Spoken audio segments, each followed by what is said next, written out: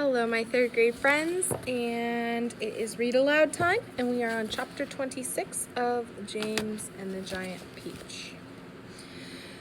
The centipede, who had begun dancing wildly around the deck during his song, had suddenly gone too close to the downward curving edge of the peach, and for 3 awful seconds he had stood teetering on the brink, swinging his legs frantically in circles in an effort to stop himself from falling over backwards into space.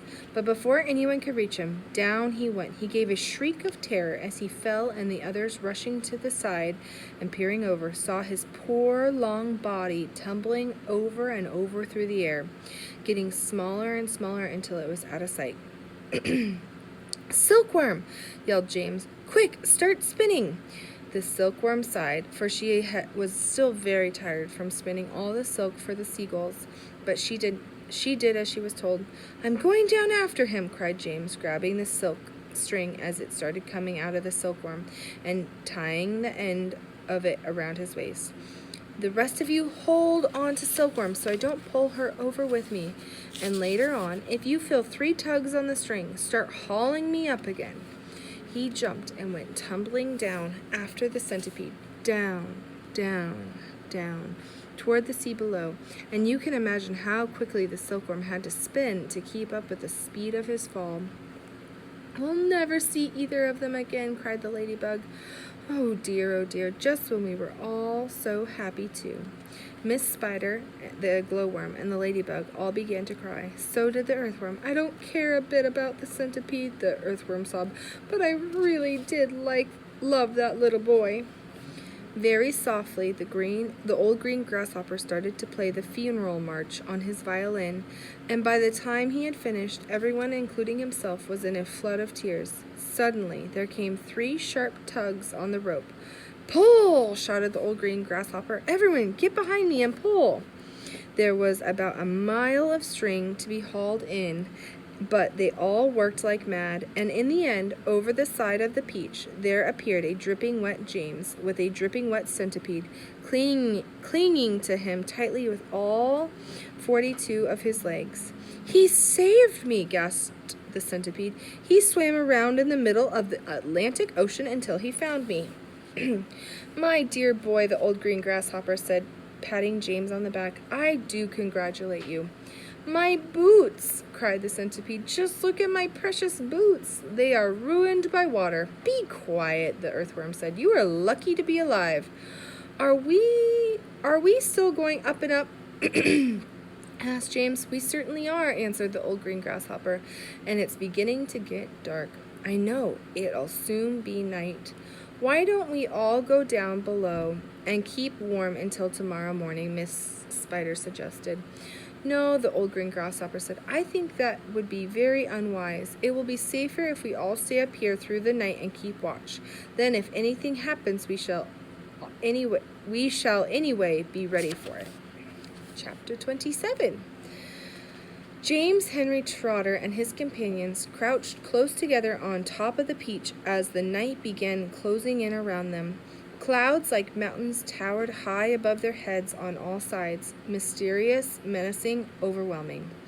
Gradually it grew darker and darker, and then a pale 3/4 moon came up over the tops of the clouds and cast an eerie light over the whole scene. The giant peach swayed gently from side to side as it floated along, and the hundreds of silky white strings going upward from its stem were beautiful in the moonlight. So also was the great flock of seagulls overhead. There was not a sound anywhere. Traveling upon the peach was not in the least like traveling in an airplane. The airplane comes clattering and roaring through the sky, and whatever might be lurking secretly up there in the great cloud mountains goes running for cover as it approaches. That is why people who travel in airplanes never see anything. But the peach, yes, the peach was a soft, stealthy traveler, making no noise at all as it floated along. And several times during that long, silent night ride, ride high up over the middle of the ocean in the moonlight, James and his friends saw things that no one had ever seen before. Once, as they drifted silently past a massive white cloud, they saw on the top of it a group of strange, tall, wispy-looking things that were about twice the height of ordinary men. They were not easy to see at first because they were almost as white as the cloud itself, but as the Peach sailed closer, it became obvious that these things were actually living creatures. Tall, wispy, wraith-like, shadowy, white creatures who looked as though they were made of a mixture of cotton wool and candy floss and thin white hairs. "Ooh," the ladybug said. "I don't like this at all." "Shh," James whispered back. "Don't let them hear you. They must be cloud men." "Cloud men," they murmured, huddling closer together for comfort. Oh dear. "I'm glad I'm blind and can't see them," the earthworm said, "or I would probably scream." "I hope they don't turn around and see us," Miss Spider said. Do you see the cloud men in the picture? You have to look really close.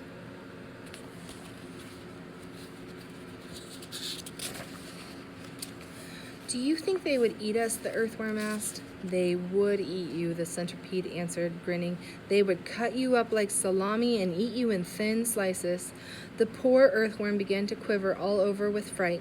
"But what are they doing?" the old green grasshopper whispered. "I don't know," James answered softly. "Let's watch and see." The cloudmen were standing in a group, and they were doing something peculiar with their hands. First, they would reach out, all of them at once, and grab handfuls of cloud. Then they would roll these handfuls of cloud in their fingers until they turned into what looked like a large white marbles. Then they would toss the marbles to one side and quickly grab more bits of cloud and start over again. It was all very silent and mysterious. The pile of marbles beside them kept growing larger and larger. Soon there was a truckload of them at least. "They must be absolutely mad," the centipede said. There's nothing to be afraid of here." "Be quiet, you pest," the earthworm whispered.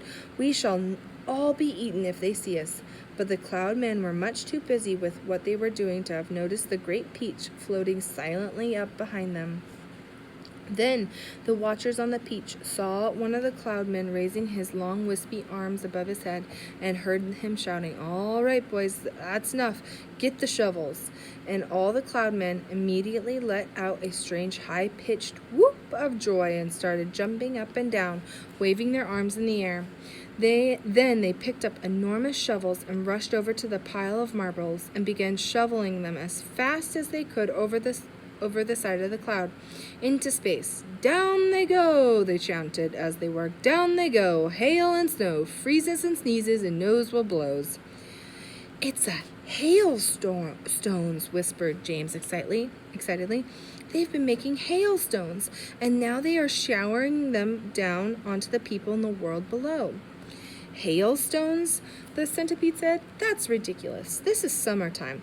You don't have hailstones in summertime."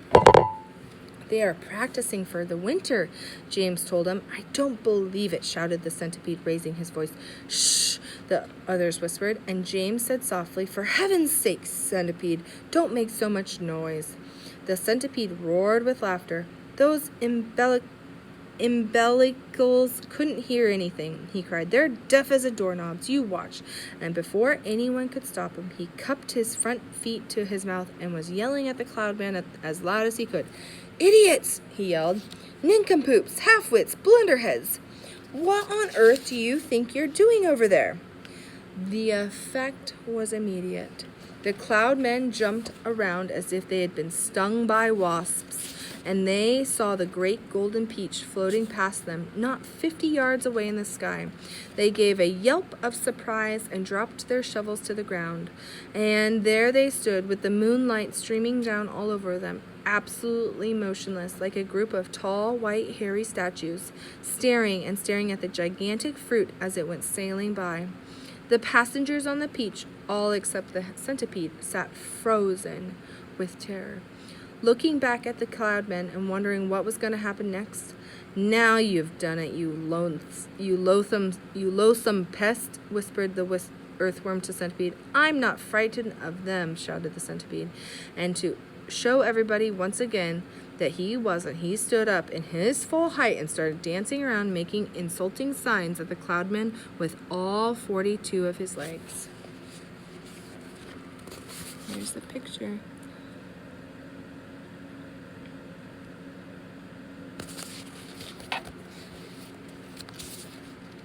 This evidently infuriated the cloudmen beyond belief.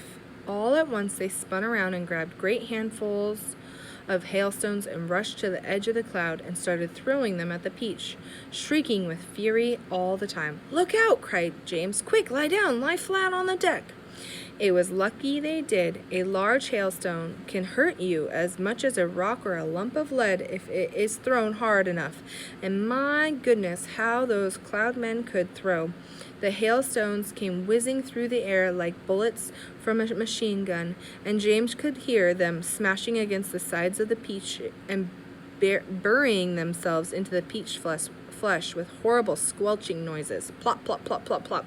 And then ping, ping, ping, ping, ping, as they bounced off poor Lady's shell because she couldn't lie as flat as the others. And then crack, as one of them hit the Centipede right on the nose, and crack again as another one hit him somewhere else. "Ow!" he cried. "Oh, ow! Stop, stop, stop!" But the cloudmen had no intention of stopping. James could see them rushing about on the cloud like a lot of huge hairy ghosts, picking up hailstones from the pile, dashing to the edge of the cloud, hurling the hailstones at the peach, dashing back to get more, and then when the pile of stones was gone, they simply grabbed handfuls of cloud and made as many as they wanted. And much bigger ones now, some of them as large as cannons. "Quickly," cried James, "down the tunnel or we'll all be wiped out." There was a rush for the tunnel entrance, and half a minute later, everybody was safely downstairs, inside the stone of the peach, trembling with fright and listening to the noise of the hailstones as they came crashing against the side of the peach. "I'm a wreck," groaned Centipede. "I am wounded all over." "It serves you right," said the earthworm. "Would somebody kindly look and see if my shell is cracked?" the ladybug said. "Give us some light," shouted the old green grasshopper. "I can't," wailed the glowworm. "They've broken my bulb." "Then put in a new one," the centipede said. "Be quiet a moment," said James. "Listen, I do believe they are not hitting us anymore." They all stopped talking and listened. Yes, the noise had ceased. The hailstones were no longer smashing against the peach. "We've left them behind. The seagulls must have pulled us away out of danger. Hooray! Let's go up and see." Cautiously, with James going first, they all climbed back up the tunnel. James poked his head out and looked around. "It's all clear," he called. "I can't see them anywhere." And we'll stop right there. So hopefully you enjoyed that. Now, on to your discussion post.